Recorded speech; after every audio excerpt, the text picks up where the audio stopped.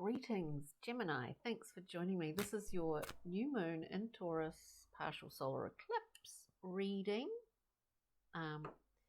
So this is the 30th of April. We're doing them on the day. And really. And let's just have a look. Overarching energies, we've got the Three of Swords. I mean, we all understand that card. We understand it to be obviously a card of sorrow. Look, I mean, let's face it. The stuff that we're sort of this time that we're living through is reasonably challenging, and But anyway, let's go through. We've got second card being beautiful Princess of Discs, a very Taurian card, I must say, Gemini. This figure is seasonal. Yes, something has been in gestation for a long time. Maybe this sort of sadness here is just a kind of wanting to bring this in a lot sooner than what seems to be happening for you at the moment, because it is a beautiful new thing coming in to your life, Gemini. So let's just see traits for ease. We get the Fool. To be as clean and clear, unburdened, unencumbered by anything. To actually just, even if everything feels restrictive at the moment, possibly for you, Gemini, even just keep focused on that thing that, ultimately you are free. You are free. Now we have the Nine of Wands coming out, which I think seems to be a card, I think that was in the last reading at the full moon in Libra. Nine of Wands, we all know, default mechanisms, being defensive, basically. We've been defensive. It comes out with the Two of Swords, possibly about we want to look at it in literal sense here, maybe a little bit defensive about, because that Nine of Wands is about remembering all the times through our lives where whatever happened, and we had to defend ourselves all the time, right? I mean, it could go, if you want to think of, other lifetimes, something, it could be part of our, some sort of overall contract that we need to finally finish. Or maybe not. These are general readings, so keep that in mind. But there is a resistance here. It could well be in terms of making a decision based on our intuition over our intellect, based on our gut over our mind, Gemini. So let's go through and clarify a wee bit here. Clarify a bit. Looking at this Three of Swords, we get the Page of Swords. This is a very adolescent energy, I guess you could say, whereby we attempt to understand the way that power is used. How do we use it ourselves? How do we use it with others? How do we make sense of that when we're seeing it being played out or sparred? If that's the right word. In our environment or with other people around us. It's an adolescent journey and understanding not only our own power and how we use that, but how it's used by others around us. Maybe there's maybe you're in an environment at the moment where it is creating a level of sadness for you, and you know you need to make a decision here.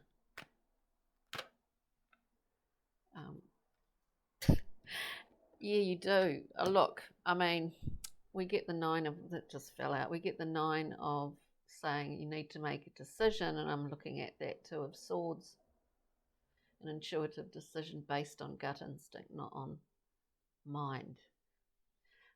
We get the 9 of Wands again, the defensive, wounded warrior thing, with the 4 of Wands, which is an amazing homecoming card. There may well be a big shift in where you want to be at the moment, Gemini, or what you want to be doing, or what you actually consider home to be. Home, ideally, is not a boxing ring, or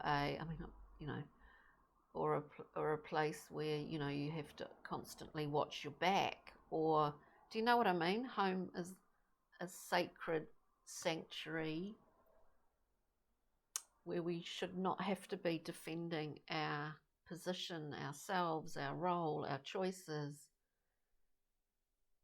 It is a place of comfort.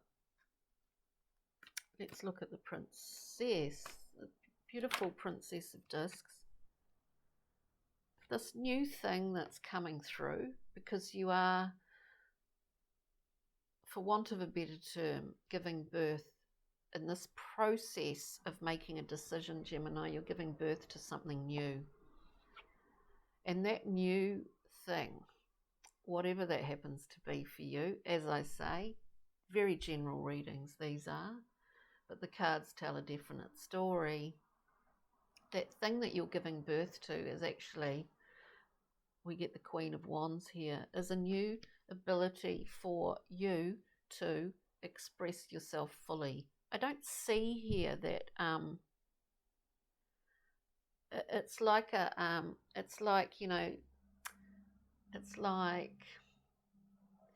you close your eyes for a while, and suddenly you're kind of compressed and weighted with all this stuff that's actually not even about you. It's all these other people. Like, I'm just seeing, like, all these other people piled up, compressed down, or that, you closed your eyes for 5 years, and then suddenly you were compressed into this place that you just have to release yourself from. And in making that decision in an intuitive way is how you release yourself from it. That's really quite, it's really quite repressive here. And whether that is others or aspects of yourself, aspects of your wounded warrior, your 9 of Wands, your default mechanism, standing up, always defending, whether that's that or whatever it is, other people, this heralds glorious. The Queen of Wands is amazing. Full expression. We have the sunflowers in there. This is someone who knows exactly what they want.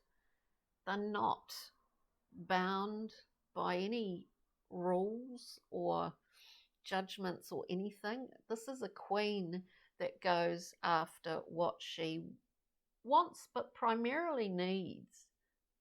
She knows she needs it in order for those glorious sunflowers to be shining in such an amazing way. So it's really beautiful. Oh God, I feel like, it really is quite beautiful here. Let's look at the Fool. There seems to be, or maybe you feel that there's a structure around you. This is not the Fool.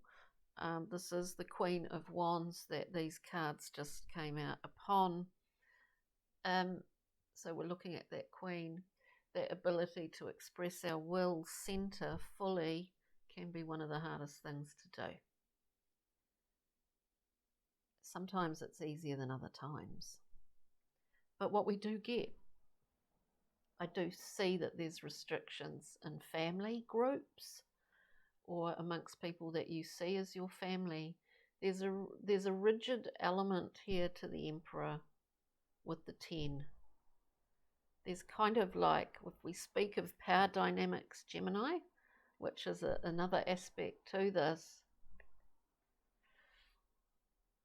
figuring those out. Somewhere in here we've been, it's been suppressed or repressed. Now, whether you've done that or whether it's to do with your need to belong to, family groups, structures, acceptability, judgment. It could be anything like that. So, but there's a definite, I do see it, a suppression of sorts of will here. That's a choice.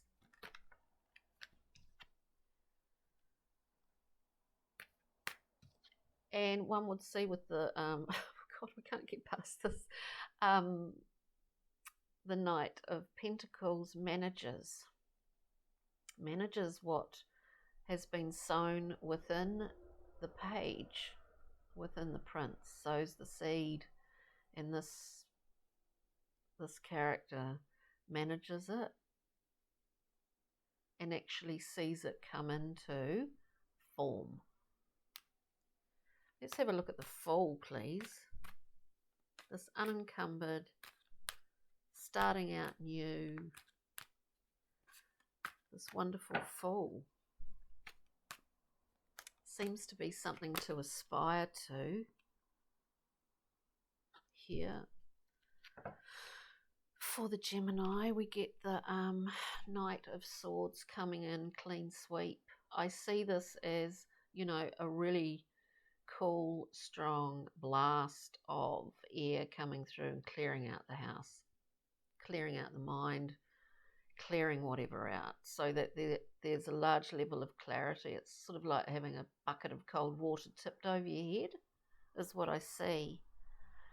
The Fool is glorious in the sense that it is clean, fresh growth. Speaking of a Taurus new moon, and it's also been unbound or unencumbered. Hey, Puss. Hello. Hey, Puss. I know. Are you going outside? Oh, sorry, she's very old. And hey, you're all right. So, clean, fresh air coming through. Let's have a look at the Two of Swords. Yes, the Two of Swords. This is the Lovers comes out. The Two of Swords. One more card for that, please. This is a, the Lovers itself primarily is a card of choice, but it's also a card of synthesis. So the dualities of, this is your card, Gemini, the dualities of the dual nature, is kind of integrated and balanced out.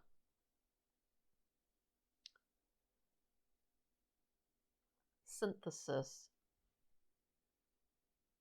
reconfiguration. We'll get another card to clarify that position. Yes, hey baby. We'll get another card to clarify the Lovers for Gemini. Yeah, look. Oh, God. Two of Wands. We see what our resources are and we use them. We can see where we want to go. Now, the Fool is dancing in that crystal ball. The Fool is dancing. Two of Wands is a great beginning point, because we see what our resources are, what is ours, what is our authority. So this is not about anyone else, it's about what is our authority, what we have control over ourselves in terms of making whatever decision we make here, whatever choice. We also have the Justice card. One sword only, the scales of balance. And I think in the Thoth deck, we see those scales in the Lover's card actually within the Thoth deck. And of course in the Thoth deck. So Justice, a rebalancing, writing, it's like righting the ship. This has been the theme here, Gemini, I think, before too, because in saying that, we also have the Six of Swords. So we know what path we're heading down, and it's actually over, we're working over our emotional, maybe some things that we've not been consciously aware of. But in doing that, we're moving to a very calm place. We're moving to a place that's far more conducive for our health, mentally, emotionally, all of that. It's wonderful. It really is wonderful. Pretty full on, but wonderful. So let's just get, yes, Puss, are you going to go outside? Let's just get a Pixie and Fairy. I think she's looking up at that. There's a big black bird up there. Pixie and Fairy, please. We've got surprises coming.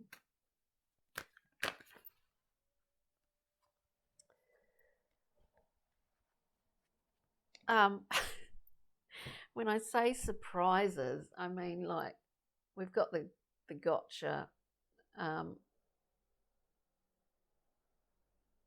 Often it's like you feel, sometimes you might feel like you're being watched, or that in this whole scenario, whatever it is to you, because these readings are very general, but there is a particular story going on here, and it is about understanding power plays, being sort of a bit overwhelmed by other people, actually, and what they want, and feeling burdened by that, and finding that you need to make an intuitive decision. And maybe people are watching you, maybe you're in close proximity with others and they're watching, like there's something going on here, but in doing that, we have the gotcha card, which is about surprises and also sort of maybe being viewed or judged by others. And then we have Penelope Dreamweaver, which is a beautiful card of elevation. At times like this, we focus, sometimes it can help, we focus on those simple things that give us pleasure. They can be the most simplest things. And that's enough to elevate us to a point where we do make a very clear, guided sort of decision. We only have to think about the things that give us pleasure. If we're not able to get pleasure from things that give us pleasure, then we need to rewrite our current chapter, I suppose. And this is what I'm getting here, Gemini. It's interesting. It's interesting. I'm just going to pull one of these cards from this Art Oracle deck. It is quite dry, Eurocentric, male-centric, but I quite like it. And I just got it the other day because it was sort of fun. Now, some of you will like this out there, I'm sure. We get Salvador Dali, so we see these little writings, firstly about life, then work, then inspiration. So never make an appearance without controversy, Gemini. Tap the unconscious and pray it isn't boring. Well, that's always good. Then Ben Dali is inspiration enough. Well, yes, maybe. But what I love about that is all the little ants up the top. Busy little ants. Busy mind, Gemini.